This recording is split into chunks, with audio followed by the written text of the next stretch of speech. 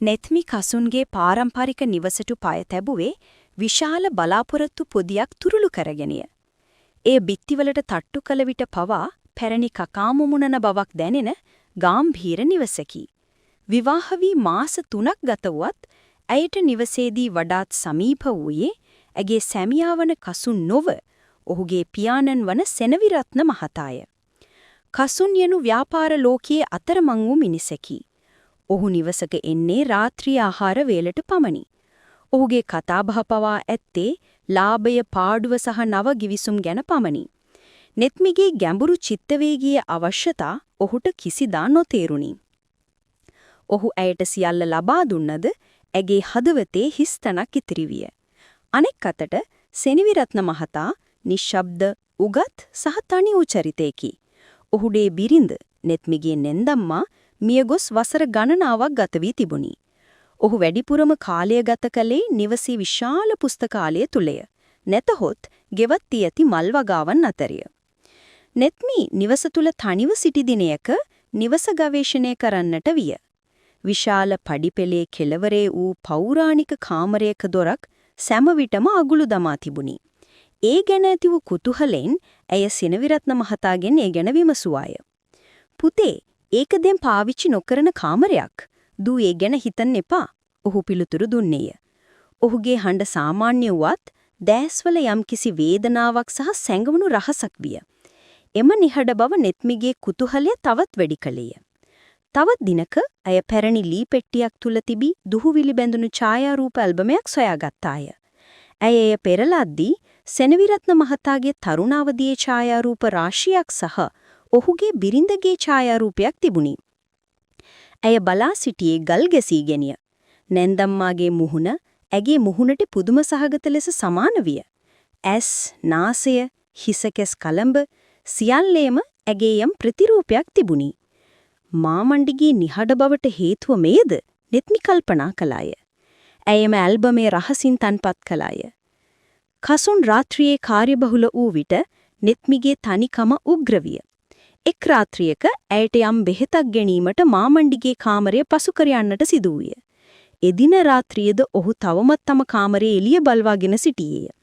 ඇය දොරට තට්ටු කළ විට ඔහු පුළුල් කවුලුවක් අසට වාඩි වී සිටිනු දුටුවාය. ඔහුගේ අතේ තිබූ පොත වූයේ පර්සියානු කවිකාරියෙකුගේ ගැඹුරු දාර්ශනික කෘතියකි. තාත්තේ, මේ වෙලාවේ තවමත් ඇහැරිලාද? ඇය විමසුවාය. "ඔව් දුවේ. සමහර දේවල් තේරුම් ගන්න හිතට නිස්කලංක තැනක් ඕන වෙනවා." ඔහු සිනාසුන. ඔහු කියවිුවේ තනිකම ගැන. තනිකම කියන්නේ මිනිසු නැතිකම නෙවෙයි, තේරුම් ගන්න කෙනෙක් නැතිකම. ඔහු කිව්වේ ඇගේ ඇස් දෙසම බලාගෙන. එම රාත්‍රී සංවාදය ඔවුන්ගේ චිත්තවේගය බැඳීමේ පළමු පියවර විය. දෙදෙනාම එකම චිත්තවේගයේ හිස් තැනකින් පෙළෙන බව නෙත්මිට වැටහුණි. ඊළඟ සතියේ නෙත්මි උදාසන ආහාරයේ පිරියල කරමින් සිටියාය. අවශ්‍ය වූ ඉහළ රාක්කයක තිබූ කුළුබඩු බෝතලයක් ගැනීමට අයට නොහැකි විය. අය අසාර්ථක උත්සාහයක නිරතමනවා දුටු සෙනවිරත්න මහතා නිහඬව පිටුපසින් පැමිණියේය. "දූට අමාරුයි, මම ගන්නම්." ඔහු මිමිනුවේය. ඔහු තම දෑතින් අයව ගටලා ඊටම සමීපව සිට ඉහළට අත දිගු කළේය. එම මොහොතේ නෙත්මිට දෙනුනේ අගේ සියලු බරපතලකම් සැහැල්ලු වී යන බවකි. ඔහු කුළුබඩු බෝතලේ ගත් මොහොතේ ඔවුන්ගේ ඩයත් එකිනෙක ගැටුණි.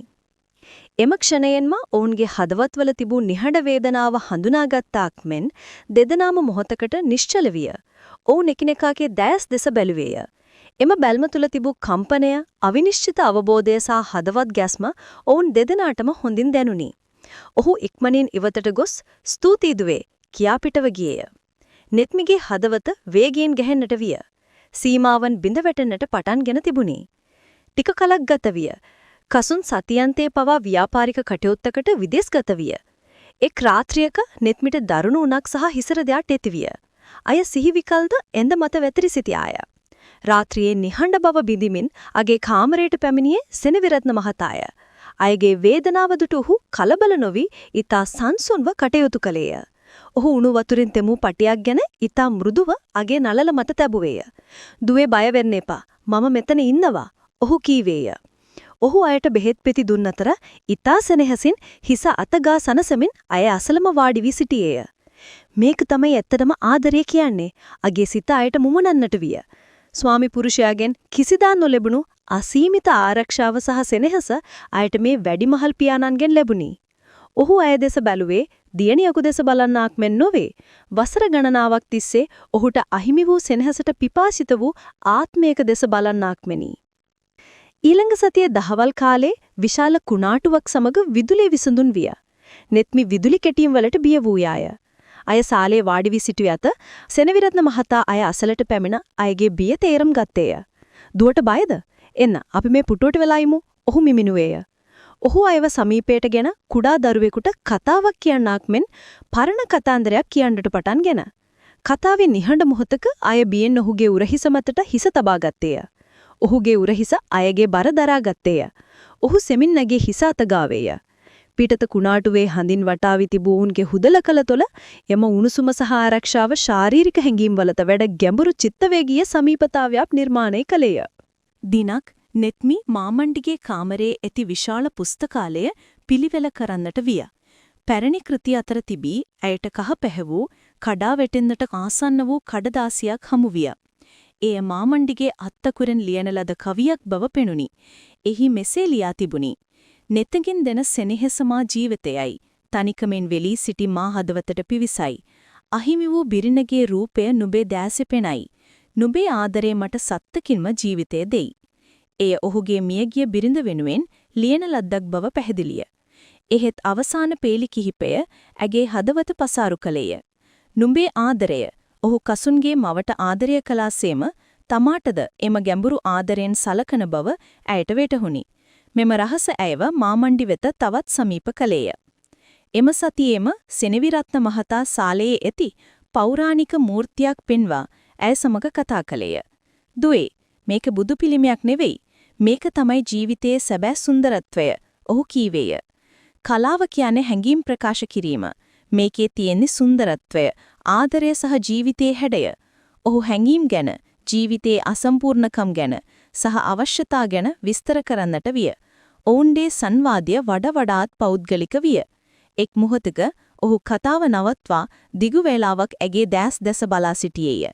නෙත්මිගේ හදවතේ වූ ආශාවන් සහ අදහස් ඔහු තේරුම් ගන්නා බව ඇයට දැනුනි. ඒ බැල්ම තුළ අවිශ්වාසය වෙනුවට ගැඹුරු අවබෝධයක් සහ හදවත්වල සැඟ වූ හැඟීම් යන සියල්ලම ගැබි වී තිබුණි. එය ඔවුන්ගේ අවිනිශ්චිත චිත්තවේගීය බැඳීමේ නිහඬ පිළිගැනීම විය. දින ගණන් මාස ගණන් ගෙවී ගියේය. මාමණ්ඩි සහ නෙත්මි අතර වූ සම්බන්ධය ගැඹුරින් මුල් බැස තිබුණි. එය කිසිවිටකද ස්වාමි පුරුෂ භාර්යාව සම්බන්ධයක් නොවිය. ඒ වූයේ ආත්මයෙන් ආත්මය තේරුම්ගත් තනි වූ මිනිසුන් දෙදෙනෙකුගේ බැඳීමකි.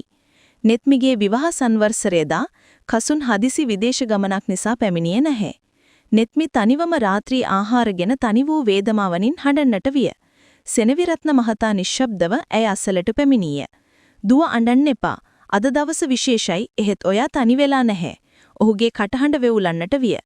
"තාත්තේ, මට කසුන්ගෙන් ඕන කරන දේ ලැබෙන්නේ නැහැ. මට අවශ්‍ය අවධානය, ආරක්ෂාව ඒක මට ලැබෙන්නේ ඔයාගෙන්." ඇය දුකින්ම මිනුවාය. ඔහු ඇගේ දෑත් තම දෑතින්ගෙන ඒවා තදින් අල්ලා ගත්තය. "මම දන්නවදුවේ. මම කවදා හෝ ඔයාගේ අම්මාව ආදරෙන් රැකබලා ගත්තා වගේ මට ඔයාවත් රැකබලා ගන්න ඕන. මම ඔයාගේ පියා වගේ ඔයාගේ ආත්මයට සවන් දෙනවා. ඔයාගේ රූපය නෙවෙයි, ඔයාගේ ආත්මය මට ඔයාව දුන්නා." ඔහුගේ කටහඬ වේදනාවෙන් පිරී තිබුණි. මෙම අවස්ථාව ඔවුන්ගේ චිත්තවේගීය බැඳීමේ උච්චතම අවස්ථාව විය. එදිනා රාත්‍රිය පුරා ඔවුන් නිහඬව වචනයෙන් ප්‍රකාශ කළ නොහැකි ගැඹුරු සංවාදයක යෙදී සිටියහ. නෙත්මිගේ සිතට අවශ්‍ය වූ සැනසීම මාමණ්ඩිගේ සිටීම තුලින් ඇයට ලැබුණි. මේ වූයේ මාමණ්ඩි දීපු ආදරේ නම් වූ ගැඹුරුම චිත්තවේගීය සැනසෙල්ලයි. පසුදා උදෑසන ජනේලයෙන් වැටුණු හිරු එළිය නෙත්මිගේ මුහුණට වැටුණු විට ඇගේ සිතේ තිබූ වේදනාව වෙනුවට අමුතු වූ නිහඬ ශක්තියක් ඇති බව ඇයට දැනිනි. එම රාත්‍රියෙන් පසු ඔවුන් අතර වූ සීමාවන් පැහැදිලිවම නැතිවිය. ඔවුන්ගේ හැසිරීම සංසුන් වූවත් දෙනෙත් හමුවන හැම මොහොතකම එම රහස සහ ගැඹුරු ආදරය පැතිරී ගියේය. සති දෙකකට පසු කසුන් අනපේක්ෂිත ලෙස නිවසට පැමිණියේය. ඔහු පැමිණි විට නිවසේ තිබූ නිශ්ශබ්ද බව සහ නෙත්මී සහ පියා අතර ඇති වූ නවතම සහනය සහ සමීප බවයි ඔහුට දැනුනි. ඔහුගේ බිරිඳගේ ඇස්වල වූ වෙනස ඔහුට අමුතු දෙයක් විය. ඇය දැන් තනිකමෙන් පෙළෙන්නියකසේ නොව අභිරහස් තෘප්තියකින් සිටින්නියකසේ පෙනුනි. රාත්‍රියේ කසුන් නෙත්මිගෙන් ඒ ගැන ප්‍රශ්න කළේය. නෙත්මි මට කියන්න ඔයා වෙනස් වෙලා මොකද්ද මේ සිද්ධ වෙලා තියෙන්නේ? ඔයායි තාත්තයි අතර මොකක් හරි කසුන් සැකෙන් කතා කළේය. නෙත්මි නිහඬව සිටියාය. එම නිහඬ බව කසුන්ව උමතු කළේය. ඔහු ඊළඟ දවසේ උදේ සිය පියාණන්ගෙන් ඒ ගැන විමසුවේය. සෙනවිරත්න මහතා නිහඬවම සිට අවසානයේ කතා කළේය. කසුන් මම ඔයාට ආදරෙයි. ඒත් ඔයා නෙත්මිට ආදරය දුන්නාට ඇයට අවශ්‍ය සෙනෙහස දුන්නේ නැහැ. ඔයා ඇයව තනි කළා. ඇගේ ආත්මයට අවශ්‍ය වූ රැකවරණය, මගේ තනිකමට අවශ්‍ය වූ සැනසීම ඒට මම ඇයට දුන්නා. කසුන් කම්පණයට පත්විය. ඔහුට සිය පියාණන්ගේ කතාව ප්‍රතික්ෂේප කිරීමට නොහැකි විය. ඔහු තම බිරිඳගෙන් ඈත් වී සිටි තරම ඔහුට වැටහුණි. ඔහු කෝපයෙන් නොව ගැඹුරු වේදනාවකින් තම කාමරයට ගියේය. නෙත්මි අවසානයේ තීරණයක් ගත්තාය. ඇය තම ස්වාමි පුරුෂයා හැර ගියේ නැහැ. ඇය කසුන් සමග ඇගේ විවාහය නිවැරදි කර ගැනීමට උත්සාහ කළාය. කසුන්ද උත්සාහ කළාය. ඔහු නෙක්ව ජීවත් විය. එහිත් නෙත්මිගේ හදවතේ කවදනම කියන සත්‍යක් විය. ඈතින් සිටියද ඔහු සහ මාමණ්ඩිගේ දැස් හමු වූ සෑම මොහොතකම නෙත්මිගේ හදවතේ අභ්‍යන්තරයේ නිශ්ශබ්දව මුමුණන්නට විය. මාමණ්ඩි දීපු ආදරේ. ඒ ආදරේ අය බලාපොරොත්තු නොවුවකුවත් අගේ ජීවිතයේ ඇයට ලැබුණු අගේ ආත්මය සුව කළ සැබෑම සෙනෙහස විය. එය ඇය සහ සෙනවිරත්න මහතා අතර වූ සදාකාලික නිහඬ රහස විය.